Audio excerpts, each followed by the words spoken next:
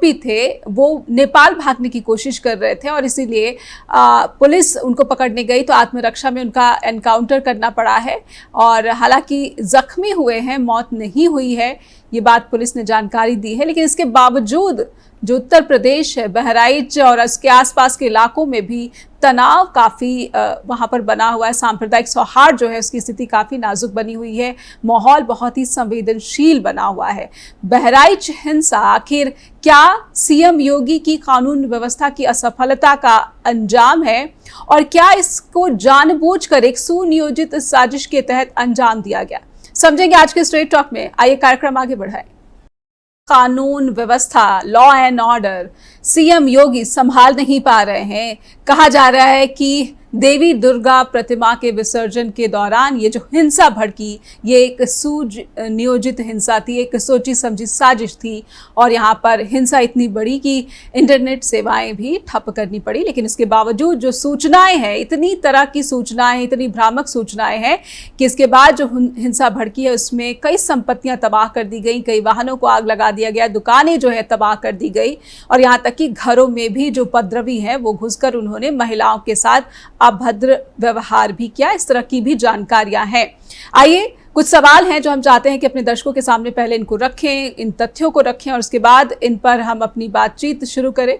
ये सवाल, एक नज़र आप अपने टीवी स्क्रीन पर देखिए कि उत्तर प्रदेश में कानून व्यवस्था पर जो सवाल उठ रहा है, इस सवाल पर आपकी क्या राय है। हम आपसे भी अपेक्षा करते हैं कि आपकी कोई ओपिनियन है तो हम तक ज़रूर पहुंचाइए। उत्तर प्रदेश में कानून व्यवस्था पर सवाल और क्या अपराधियों को सीएम योगी रोक नहीं पा रहे हैं। सीएम योगी जो कहते हैं कि उनके शासन के बाद से यहाँ पर अपराध पर एक बहुत बड़ा अंकुश लग गया है, लेकिन कहीं ना कहीं हिंसा की जो घटनाएं सामने आ रही हैं ये इस पर एक बड़ा प्रश्न चिन्ह। और उसके बाद हिंसा के साथ साथ जो पुलिस एनकाउंटर हुआ, आरोपियों का जो एनकाउंटर हुआ, 2 आरोपियों को पैर में गोली लगी और उन्हें फिर अस्पताल दाखिल कराया गया है। तो ये भी कहा जा रहा है कि ये एनकाउंटर भी अपनी नाकामी छिपाने के लिए योगी सरकार की प्लानिंग का ही हिस्सा है। ये अखिलेश यादव जो समाजवादी पार्टी के मुखिया हैं उन्होंने कहा है। और एक खबर ये भी आ रही है कि मृतक युवक की जो पत्नी है उसने यूपी पुलिस पर ही आरोप लगाए हैं। ये जो खबर है कितनी पुष्ट खबर है और कुछ ये भी बात आ रही है कि इस पूरे के पूरे हिंसा की जो घटना है इसको जो मीडिया कवरेज मिला है उसने भी इस हिंसा की आग में घी डालने का काम किया है। राष्ट्रीय मीडिया पर इसके आरोप लग रहे हैं। इन आरोपों के क्या मायने हैं समझने की कोशिश करेंगे। और ये कहा जा रहा है कि जिन लोगों पर, जिन अधिकारियों पर ये दायित्व है कि सामाजिक सौहार्द बनाए रखना उनकी प्राथमिकता और उनका कर्तव्य है, वो लोग ही इस कर्तव्य से हटते हुए दिख रहे हैं। हमारे साथ जो पैनल जुड़ चुका है ये उनका स्वागत कर लेते हैं। हमारे साथ वरिष्ठ पत्रकार हरि जोशी जी जुड़ रहे हैं, हमारे साथ डॉक्टर मनीष शुक्ला जुड़ रहे हैं, पॉलिटिकल एनालिस्ट, और कांग्रेस के प्रवक्ता वैभव त्रिपाठी जुड़ रहे हैं। आप पक्ष कह रहा है कि सरकार अपनी नाकामियां एनकाउंटर के जरिए छिपा रही है। सीएम योगी जो है कानून व्यवस्था में पूरी तरह से जो है असफल हो गए हैं और अपनी नाकामियों को एनकाउंटर के जरिए छिपाने की कोशिश हो रही है। यहाँ डॉक्टर मनीष जो कह रहे हैं ये कह रहे हैं कि सच कोई नहीं दिखा रहा, वैभव जी नहीं बता रहा। नेहा जी बात बिल्कुल सही है। हरि जी ने बहुत विस्तार से सारी चीजों पे चर्चा कर दी। देखिए मामला होता क्या है, शुरुआत कहां से हो रही है। शुरुआत यहां से होती है कि मस्जिद के सामने लोग जाके हनुमान चालीसा पढ़ते हैं। ये पाखंड है। मैं इसको धर्म नहीं मानता, ना ही हनुमान जी की भक्ति मानता। अब इस तरीके की जो घटनाएं चली आगे, पूरे देश में ऐसा चला है, ऐसा नहीं है। एक मुस्लिम जो रोजेदार था उसके मुंह में जबरदस्ती रोटियां लोग ठूंस रहे थे, ये भी था। अब इस बात को हमको सोचना होगा, वो चाहे अब बीजेपी के साथी कोई नहीं है, अन्यथा उनको भी अगर बात में चिंतन करेंगे तो समझ आएगा। किसी के घर पे कोई चढ़ जाए और उसके व्यवस्था को, उसके आस्था का प्रतीक है वो झंडा, उसको तोड़ने लग जाए, उखाड़ दे, रेलिंग तोड़ दे। अब आप इस बात को खुद पे अप्लाई कीजिए कि आपके घर में अगर किसी ने ऐसा किया तो क्या वो उपद्रवी तत्व तो नहीं है? पहला सवाल तो ये। पर ये गोली चला देना, मैं विस्तार से उसी पे आ रहा हूं जी। एक तो वो पक्ष है कि जी हमारे समाज में जो युवा है वो बेरोजगार है, एक तो और उन बेरोजगार युवाओं के मन में जो जहर भरा जा रहा है वो बहुत खतरनाक है भविष्य के लिए, हमारे समाज के लिए, मानवता के लिए। छोड़ दीजिए हिंदू मुस्लिम, पूरी मानवता के लिए ये खतरनाक है, क्योंकि कटुता इससे बढ़ेगी और जब कटुता बढ़ेगी तो विकास नहीं विनाश होगा। इसको कोई काट नहीं सकता जी। अब अगर ऐसा किया तो जो लोग गोली मार देते हैं वो भी जघन्य अपराध है, मैं उनका भी बचाव नहीं कर सकता।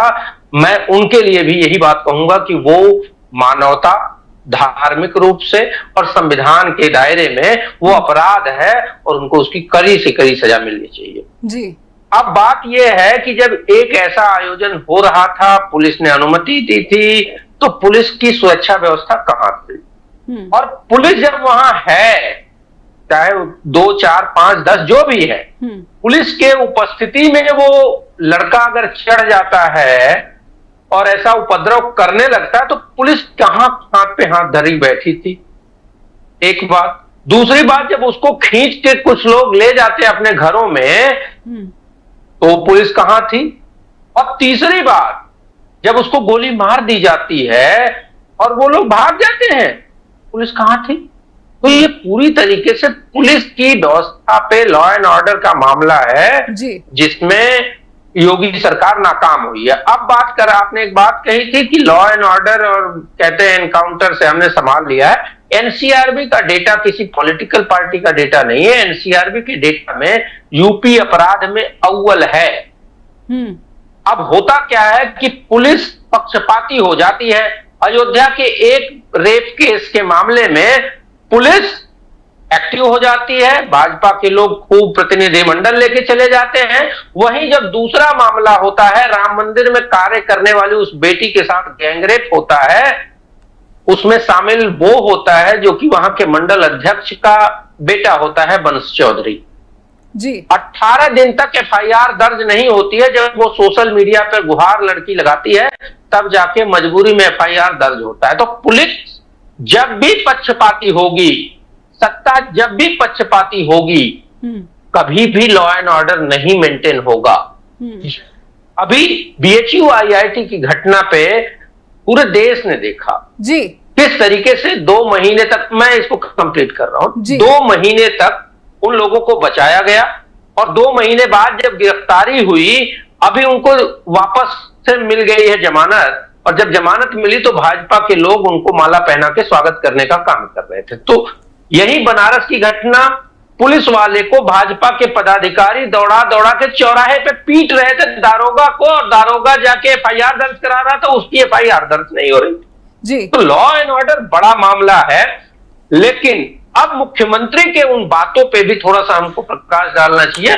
मुख्यमंत्री कहते हैं कि बटोगे तो कटोगे। क्या मुख्यमंत्री मात्र एक समुदाय के मुख्यमंत्री हैं? वो पूरे प्रदेश के मुख्यमंत्री। मैं लौटूंगी एक छोटे से ब्रेक का इशारा बस जी 30 सेकेंड में मैं इसको पूरा करूंगा जी। क्या मुख्यमंत्री जी के मुंह से कभी किसी ने ये सुना कि बच्चों पढ़ो, बच्चों शांति में विश्वास रखो, बच्चों प्रेम से रहो, बच्चों हम आपको रोजगार देंगे?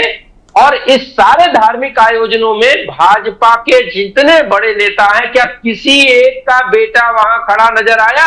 ठीक है, मैं जो भाजपा आपके आरोप को भी समझने की कोशिश करूंगी, पर वैभव जी मैं समझने की कोशिश करना चाहूंगी कि आखिर इस तरह की हिंसा का राजनीतिकरण क्यों किया जाता है? वैभव जी। नहीं, देखिए, इस हिंसा का राजनीतिकरण सत्ताधारी दल भाजपा स्वयं कर रही है, और जो गोदी मीडिया है वो इस पे आग में घी डालने का काम कर रहा है। जो भी अफवाहें आई, अब मेन स्ट्रीम मीडिया, चलिए सोशल मीडिया में भ्रम फैलते हैं तो वो ये है कि उसके ऊपर कोई खास नियंत्रण नहीं होता है सत्ता का, लेकिन जो मेन स्ट्रीम मीडिया है उसको एक तरीके से ऐसा लग रहा है सुनियोजित तरीके से उसको आगे बढ़ाया जा रहा है। मैं ये कहना चाह रहा था कि चाहे हरि जोशी जी ने बिल्कुल सही कहा, इतने धड़े हो गए हैं, इतना आयोजन हो गया। जो महाराष्ट्र में गणेश उत्सव होता था वो अब उत्तर भारत और हिंदी पट्टी में बहुत तेजी से फैला है, और जबकि हमारे वहां की परंपराएं अलग रही हैं। हमारे वहां दीपावली को गणेश जी आते हैं, लक्ष्मी गणेश को हम लाते हैं और उसको साल भर तक हम विसर्जित नहीं करते, उनकी पूजा करते हैं जी। लेकिन ये चीजें इधर शिफ्ट हो रही हैं। तो इन आयोजनों में जो सत्ताधारी दल भाजपा है, इसके नेता और बहुत सारे लोग इसको फंड भी करते हैं। और स्थिति ये है कि जब डीजे बजता है ना, आपके बगल से डीजे गुजर जाए तो ये लगता है कि हार्ट अटैक हो जाएगा, हार्ट भी बढ़ जाती है, इतनी परेशानियां हैं। अब आप समझिए कि बीएचयू हॉस्पिटल जो है उसके गेट पे बहुत तेजी से जब ये चीजें हो रही थी, मैंने जब इतनी बार फोन किया लेकिन वो पुलिस वाले भी सुनने को राजी नहीं थे और वो कह रहे हैं आप धर्म में बाधा डाल रहे हैं।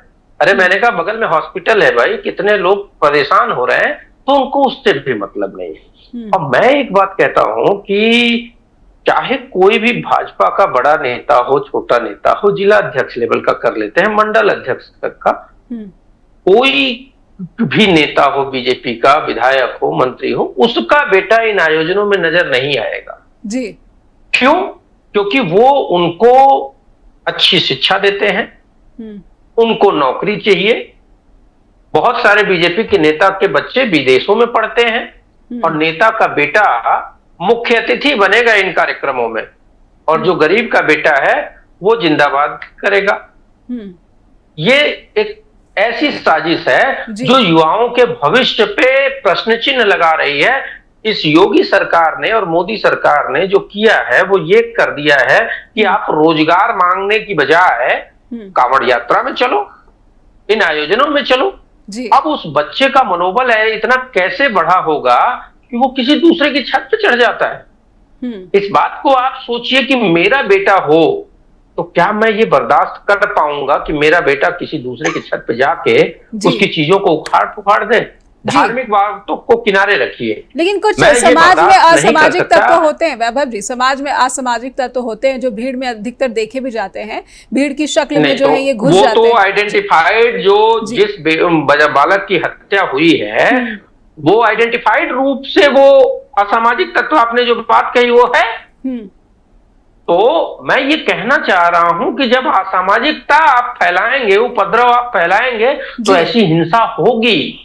और मैं किसी का बचाव नहीं कर रहा है, जो हत्या हुई है वो भी गलत है, उसकी भी निंदा होनी चाहिए, लेकिन जो इस बच्चे ने किया है ये भी गलत है। और ये जो परंपराएं डाली जा रही हैं, लोगों को अब भय नहीं है, अब ऐसा माहौल बनाया जा रहा है कि लोगों को लग रहा है कि हम भाजपा का झंडा लगा लेंगे तो हमारे साथ कुछ गलत नहीं होगा जी, पुलिस भी हमको कुछ नहीं बोलेगी। विपक्ष पर इसलिए जो है जिम्मेदारी ज्यादा बढ़ जाती है कि वो समाज में जो है इस तरह की भावना को जो ज्यादा मजबूत ना होने दे, ये विपक्ष की जिम्मेदारी ज्यादा बढ़ जाती है। वैभव जी बिल्कुल संक्षेप में मैं अगला सवाल हरि जी से लेना चाहती हूँ, बिल्कुल संक्षेप में जी। 10 सेकंड।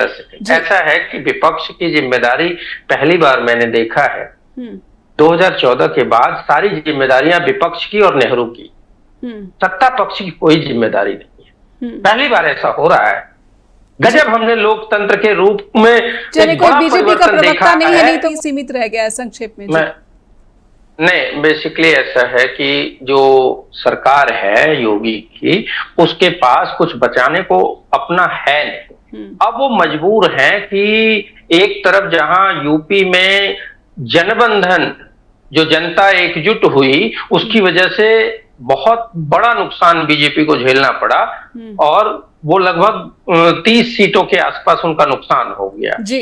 तो अब उसको रिकवर करना है तो उनके पास एकमात्र भावनात्मक मुद्दा है धार्मिक ध्रुवीकरण। और जनता लेकिन अब इस बात को समझ गई है और जनता ये कह रही है कि मुझे भाई मंदिर, मस्जिद, पूजा पाठ, धर्म ये सब हम करते हैं, लेकिन अब मेरे बेटे को रोजगार भी चाहिए, सस्ती शिक्षा, सस्ता स्वास्थ्य भी चाहिए। जब हम इस तरह की भीड़ देखते हैं और इस भीड़